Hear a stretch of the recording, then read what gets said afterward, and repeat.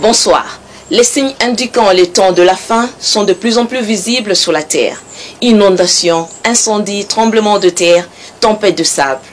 Des catastrophes naturelles en cascade se suivent depuis un certain temps partout dans le monde. Des inondations en Chine, en Inde et en Europe. Alors que de l'autre côté de la planète, ce sont des vagues de chaleur et incendies qui ravagent la partie ouest de l'Amérique. Où va le monde?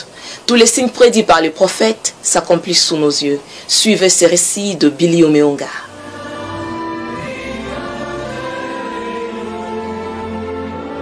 Les commencements des douleurs, les voici. Des tremblements de terre à différents endroits. Le mugissement de la mer. Des inondations meurtrières. Des vagues de chaleur. Des tempêtes de sable. Le monde est en train de chanceler.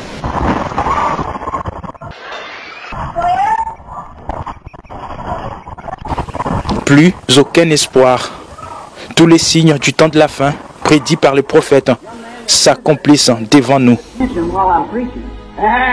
Le puissant tremblement de terre qui a eu lieu en Alaska à l'époque des frères Branham vient encore de se reproduire plus de 50 ans après dans les mêmes états aux États-Unis d'Amérique. Alors que de nombreuses catastrophes naturelles en cascade se succèdent en Sibérie, en Chine, en Inde,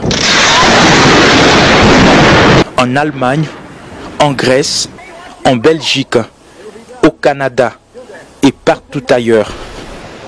Des pluies torrentielles qui ont entraîné des inondations records avec des dégâts matériels et humains considérables. Et de l'autre côté de la planète, dans des régions considérées comme les plus froides du monde, un paradoxe.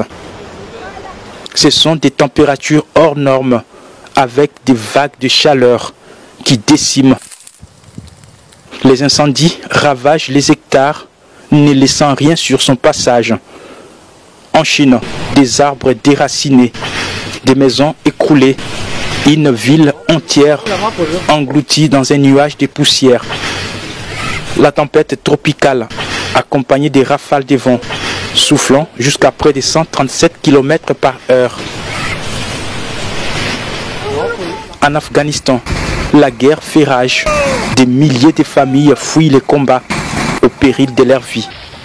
En RDC, hormis l'éruption volcanique à Goma, le mois dernier, le massacre continue dans la ville de Béni. Le monde bouge. Israël, l'horloge des dieux, se réveille. Ça fait 70 ans depuis qu'il est rentré dans sa mère patrie. Que reste-t-il encore avec autant de signes incontestables sous nos yeux? L'écriture est sur la muraille. Levons la tête, notre rédemption est proche.